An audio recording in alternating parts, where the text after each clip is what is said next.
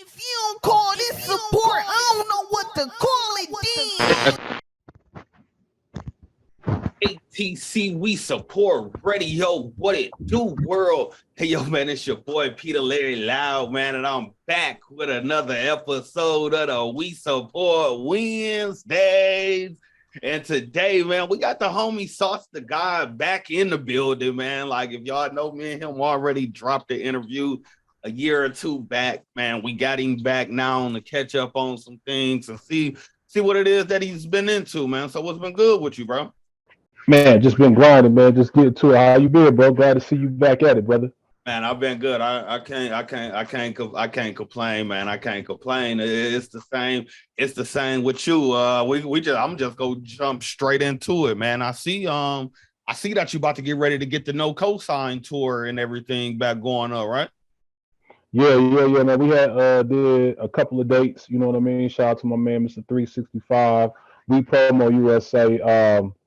The No Cosign tour is dope, man. So we did Columbus and Lorraine and Charlotte. So now, we get ready. We took a little break just to kind of, so we had some other things we was working on as well. So we wanted to make sure that we had everything together. So now that we can come back to do the tour, now we got some more stuff to talk about. So it was kind of like strategically put together that way. You know what I mean? To kind of stop it and then come back and then, keep them anticipating more. So that's what we get ready to do. Okay, that makes sense. So far as like with the, far as like with the first tour, when y'all did it, man, like what are cities and everything that y'all hit? Because I know y'all was moving around for a while because it was you, Sick in a Second, I think the other group name was, and who else was on that tour with y'all? It was me, Sick, my little sis, New Blanco, and who else did we have on that tour? That was the main three right there. And then, like whatever city we went to, we would just add whatever artist had some motion in that city. But me, Sick, and Blanco, that was the main, acts on the tour. Okay. So just like far as with the tour, like, how did it come about? Like what made y'all wanna, what made y'all wanna do the tour and then just even call it like the No Cosign tour? Like what was the motivation and inspiration behind all that? Man, we had just been building up so much buzz while, dropping material and visuals. And, we were just like, man, we need to go on tour, man. We need to just go on and bring it back.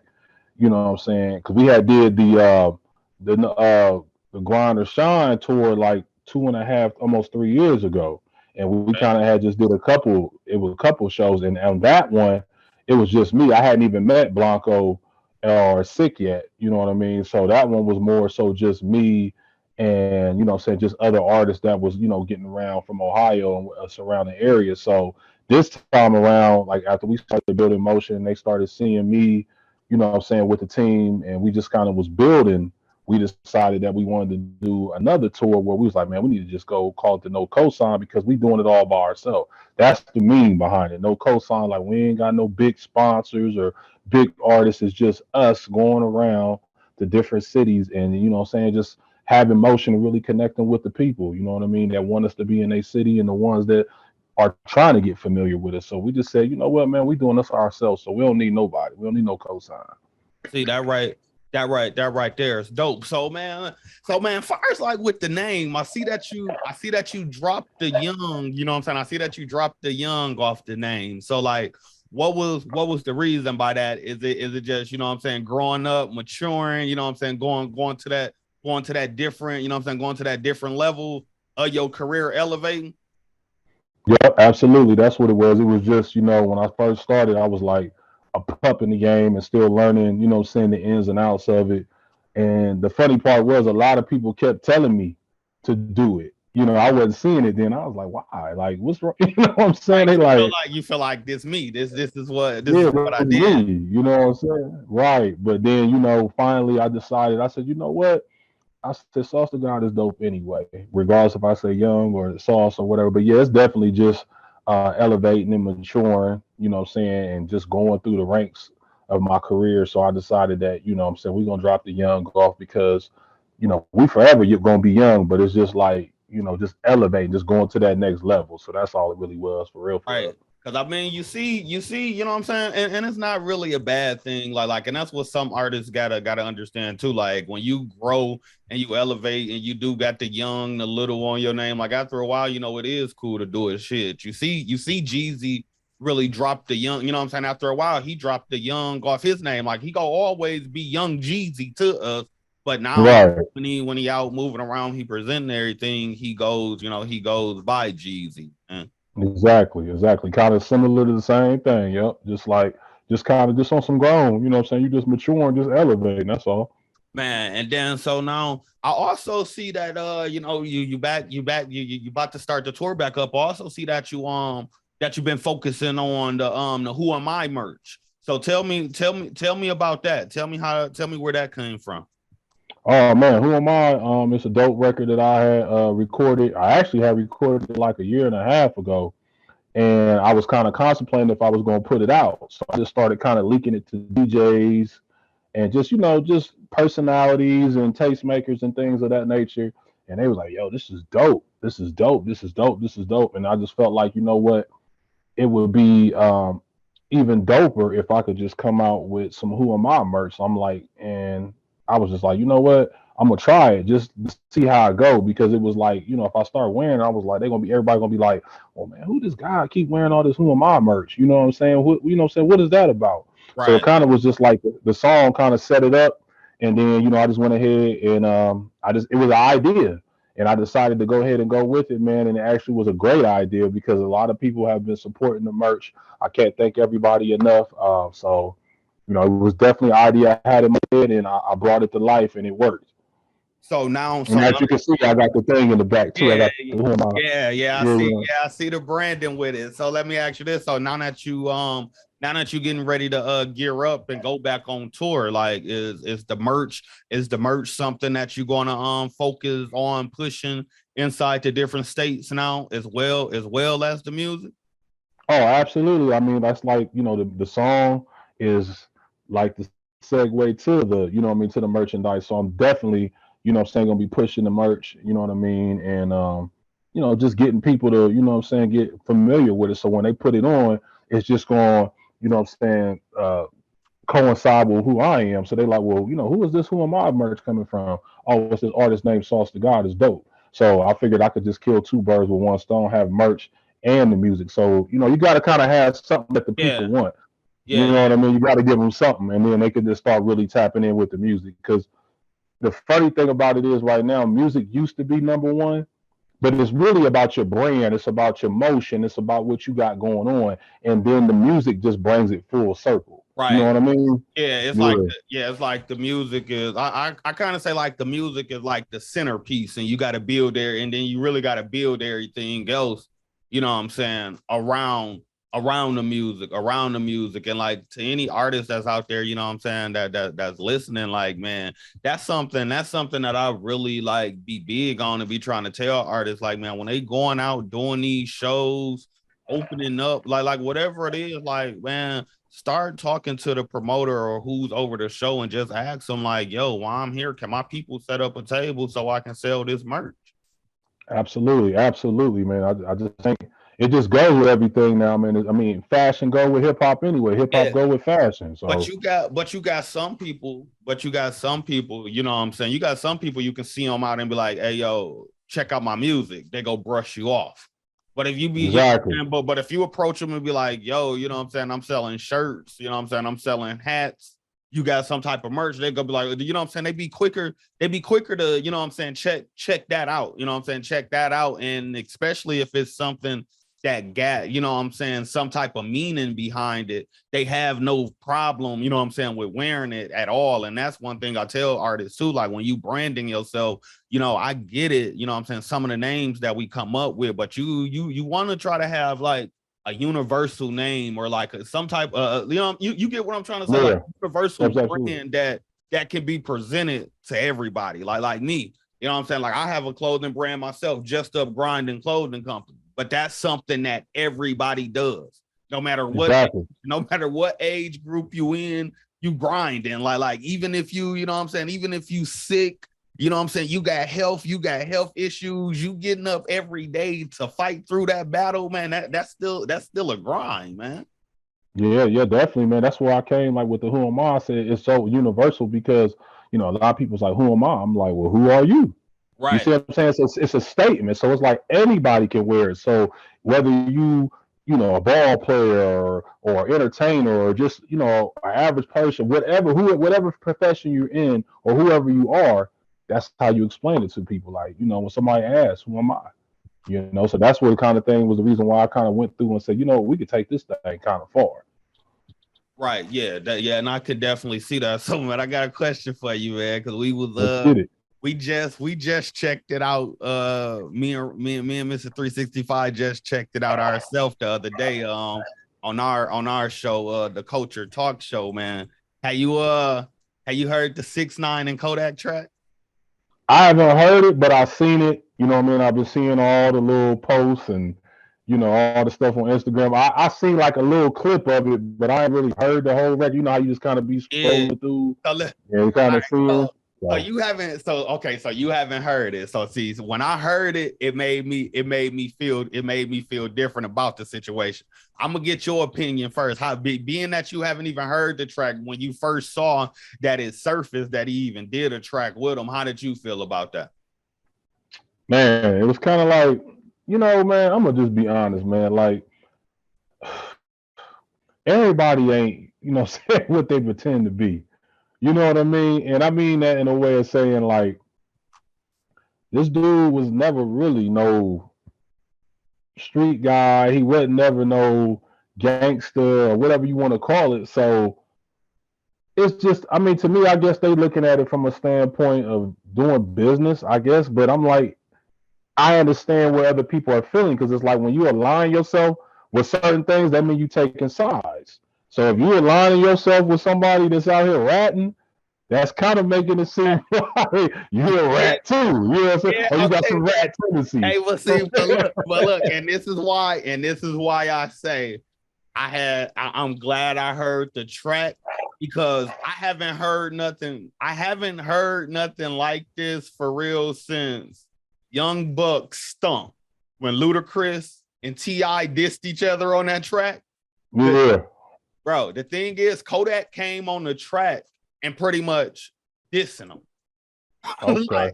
like pretty much dissing them, like pretty much telling people like, hey, we ain't hitting no licks, we ain't selling no bricks. We doing the verse. We doing the right. And then he even went so far to the point he said, I'm so cold, I made a rat give me some cheese. Like, so it's like the shit that he was saying on the verse, it made me like, you know what? Okay, he did it on the business move, and it was just one of them. Hey, I got my money. You go take what I give you, or shit, don't put it on there. Either you go, you know how it is with the music. Either you go take, you go take the verse done, because you go get paid up front for your verse. So either you go take what I send you, or you go pull it off. That's why I just said, that's what I was saying. Like, at the end of the day, whatever business you align up with, that's on you. And at the end of the day, it is just business, regardless.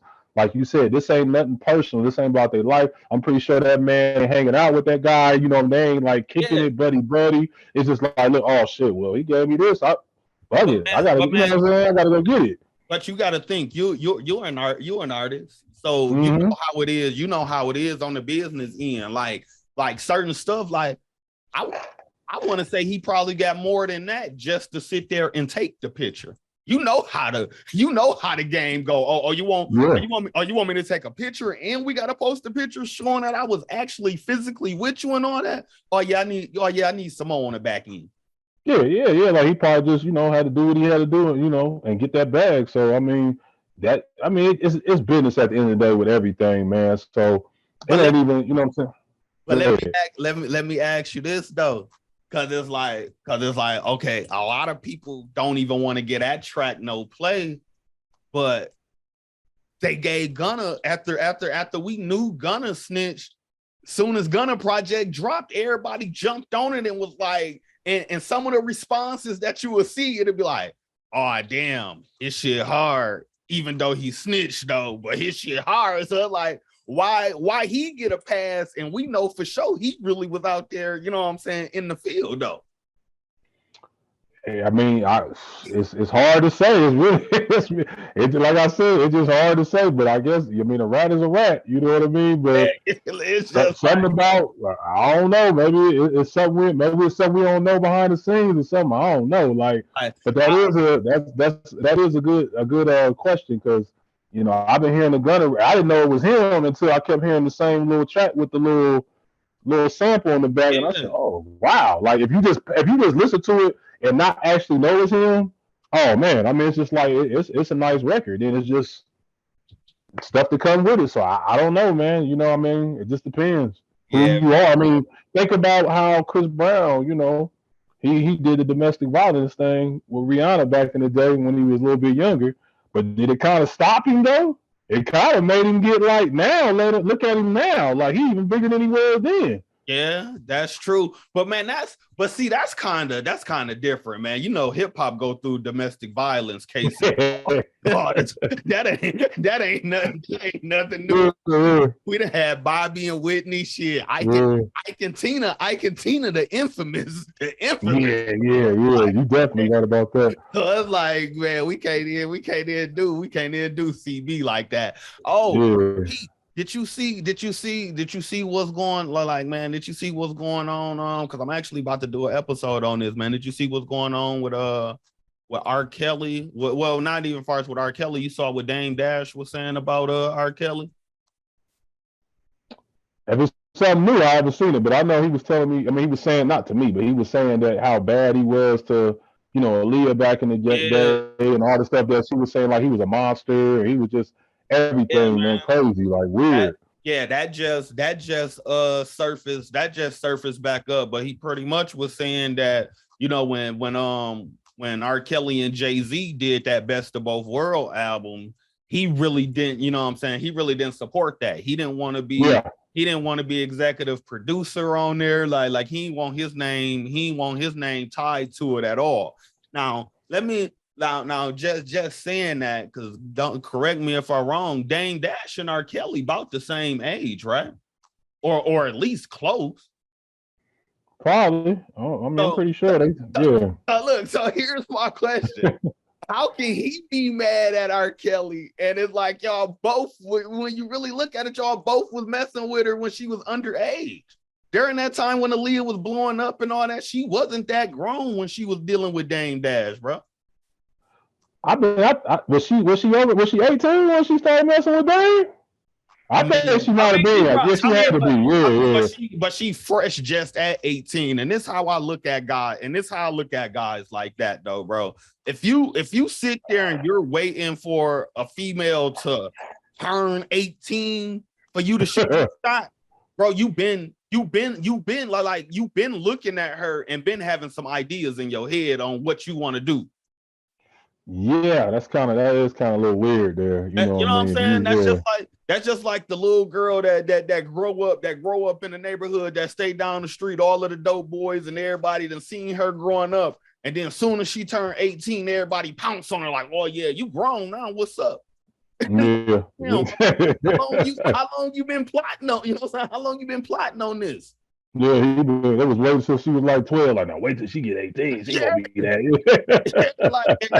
and that's just kind of how that situation made me feel. Like when I looked at it, like, bro, both of y'all niggas was grown. Both of y'all niggas was grown as hell, and she still was a baby for real. Technically, yeah, they all was. And Jay was trying to. That's the real beef. Like if you watch that clip that Dame said, Jay and Dame was trying to get at her. Yeah. Jay was trying to get at her too, but she didn't really, she didn't really rock with Jay on that level. And then, Dame got her, and that's kind of what started the whole feud between Dame and Jay, like over a female. And he wanted to be his own boss. That's really what all that was really about. See, yeah, I saw that. I said, man, that's wild. Like, you know what I'm saying? You can't try to hit nobody and then try to hide, try to hide because in all reality, y'all both in the same boat. How how I look at it, man. So like far as just we go get back on you and far as like well what you got going on. So like this year we in 2023 right now. So like what do you got any projects? You got any projects coming out this rolling out this year, or what can we expect far as like on the music end? Oh man, so on the music end, like right now, like I said, we got the Who Am I out. We dropped that. We dropped Pressure. Um, we did, and I just did a clothing line for that too, called Pressure.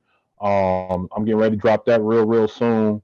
And then we got, I kind of just been focusing, what I mean, the project. Even though I dropped, it's crazy. I dropped back to the basics like 2.5 years ago, and like I tell artists, sometimes it take a little minute for your project to catch fire. Well, now 2.5 years later, that project is like over 300,000 streams worldwide, like just catching fire at what I'm saying at the right time, I guess. But um, just still recording, man. Like I said, I got a brand new record getting ready to drop with my little sis called Party. We getting ready to shoot the video next month. It's like probably gonna be it's the one. It's the 111, like the one that you're gonna say, okay, that's the guy, you know what I'm saying? That's the signature record right there. So that's Okay, coming and then this out. one, this the record that you're talking about. This the one with you and New Blanco, right? Yeah, definitely. So So yeah, tell me, we man, get ready to what was it like working with her on that track, man? Because like oh I've been listening to her music and checking her out. Like man, she's definitely cold and can hold her own as a female on a track. So it's like, what is like actually working with her, man? she dope, man. You know what I mean? Because I had the record for a minute, we was going through different artists, you know what I mean? And it was like every time I would let people hear, that's why it took so long before I actually, what I'm saying, got to this point to get ready to release it, was because it was just one of those records where I wanted to make sure it was right. And everybody kept hearing like, yo, this is a hit, man, but you need a female on it. And I had never did no record with a female. So I just said, Damn, you know what, man? so this your first record that you ever did with a female? Absolutely. This is gonna be my first one. The first one Wow. I did. And right now the females is running the game, so I just think it was perfect. And it's dope, man. Like we went in the studio. It was crazy how it was. I called Rich, I said, yo, man, I need Blanco to do this verse for me. And he like, all right, bet. So I'm in Atlanta, she in Cincinnati. Just so happened she was down here in Atlanta, kicking it with her friends and stuff as I was asking for her to get on the record. So it was like it was just meant to be. So she just pulled up to the studio. I set it up. I said, "Look, I need you to drop it." She went in there, man, and she basically freestyled her verse. She took some takes, and like I said, she put it together, and it just came out dope. And everything I've heard from her since then has been dope. And I met her like two years ago down here at the Ugly Money Summit. She just happened to come over where I was having a meeting at, and I just looked at that girl and I said, "Man, that girl a star." I didn't even know what saying her haven't heard. I hadn't even heard her yet, but I just looked at her. You know how you could just look at somebody and say, like, she's a star, and I was like, okay, bet. And then fast forward 2 years later, here we are, man, and she taking off. So I'm really proud of her. But we definitely got a dope record getting ready to drop. We get ready to shoot the video next month down here in Atlanta. It's gonna be crazy, and I'm just working, man. I'm doing right now. I'm kind of focusing on more. I'm getting a lot of calls for features. So I got some more records I just dropped with some other artists, and just kind of building it that way as well. Like what I mean, making sure I still got a couple of singles buzzing, and then kind of just working with the artists that want to work with me. And if I feel the vibe and the energy, then I'm still gonna work with them. And just kind of just keep building my brand all the way around. Like you said, the music is the centerpiece. Right, that makes sense. So being that Blanco was the first female artist that you worked with, like do you have future plans like working with more female artists, or like what's your plans with that? Yeah, definitely. Because I kind of think like that's kind of missing in the game right now, like where they just do a one record. Most of the time, it's just kind of like a Trick Daddy Trina type vibe, or I'm just going back, or how Big and Lil Kim did a record, Right, or yeah. like Moneybag and Megan recently, or Moneybag and Gorilla. And I don't see it being more so like the man, you know what I'm saying, kind of working with the female more. So I kind of was like, you know what, we should do more records together. Like whether I just do like a hook for you and then it's your song, you know what I Right. mean, or you do a hook for me and it's my song. Like it kind of bring that element to the game where they like, oh man, they kind of like a a brand new Bonnie and Clyde, like they killing it, like because ain't nobody really doing that right Yeah, now at all. far as like on a consistent basis, Yeah, you're right. Like everybody just let's go ahead and get that one in. Let's go ahead and get that one in, see if that one bubble, and then we leave it at that, man. So like far as like with the current state of hip hop right now, like how do you feel? How do you feel about today's music right now? I mean, you know what, man, at this point I've heard so many different opinions about it, and then after me just kind of sitting down and analyzing it, um, it's hip hop at the end of the day, and I just tell people like I'm not now don't get me wrong, I don't like a lot of it, you know what I mean, but it's just Right. like it's still hip hop. It's their way of expressing themselves, and I feel like if you have a problem with it or you don't like it, then you know what I'm saying, be a figure out, you know what I'm saying, figure out the solution. You know, if you're an artist or whatever you are, you know what I'm saying, figure it out. Like spark the brain, like, you know what I'm saying, come with something new, do something different. You know what I mean? Like, don't hate on them just because you don't like it. You know what I mean? That's their thing. Because when we was coming, they wasn't, people probably before us didn't really like what we had going on either. So I just say, hey man, whatever floats your boat, do it. You know what I mean? But if you feel like you don't like it or you ain't rocking with it, then you know what I'm saying, be a positive solution to it, and create your own lane. Like me, like I created my own lane. Like I didn't hate or say, oh man, I don't, I'm just like, you know what, I'm gonna be me, do me, and you know what I'm saying, being authentic is gonna make the people engage with me because they're gonna see that it's just real. And you know what I mean, eventually you're gonna have your own fan base. And for everybody in the game, man, everybody ain't gonna like everybody no way. Right. So you know what I mean? Like whatever you got going on is what you got going on. Like you got your fan base, they got their fan base. Like, hey, it is what it is, man. It's all hip hop, and we all can eat, and we all can get this money together. Right. And that's what it's supposed to, and that's how it's supposed to be, what it's supposed to be about. Like I tell people, like, man, we gotta stop crying or getting mad about the support we don't get, and then and just embrace the support, you know what I'm saying, the support that you do get. So Exactly. and that there plays, you know what I'm saying, that there plays a big, you know what I'm saying, a big part in everything. Like I tell people, like, man, it's kind of disrespectful, like when we go on, you know what I'm saying? Because like I say, I done did it before. I'm quite sure at the beginning of your career, like we've all done did it. Like we get on our Yeah. and be like, man, you know what? Fuck everybody. Ain't nobody fucking with me. Don't nobody support me. But you really got 100 people over here that's been supporting you to the fullest, that like, share everything that you doing. It's like when you post them, it could make them feel like, well, damn, what is it that I've been doing? Right, right. Yeah, because I mean, I get that quite often now. Like sometimes, and as artists, we so sensitive about our music, you know what I mean? It just take that one person. I tell artists, like, man, it could take one day you could just be chilling, not even thinking about it. And then you might get on social media or something, and you might see like somebody just shared your stuff or hit the fires, or somebody might leave you a message, yo, your music dope, man. That's all it take. It only take one to grow, and then to whatever else is going to go into it. Just take one. It don't take. I think what it is, a lot of people just want that popularity. You know what I mean? Like they want to see those fast results. They want to have everybody love them. But 9 times out of 10, man, everybody don't love you like that. And sometimes you got people that really support you, or some people just you might think they support you and they really just trying to see what you really got going on if you are going to blow up. You feel what I'm saying? Like kind of like, oh, I was there with you. You know what I'm saying? So it's crazy, man. Yeah, like I say, like, and I did actually did a podcast about that too. Like I told, like I said, like, I support the underdog. Like I support the person that got 10 followers, but those 10 followers go pay $100 every time that person pop out. Compared Yeah.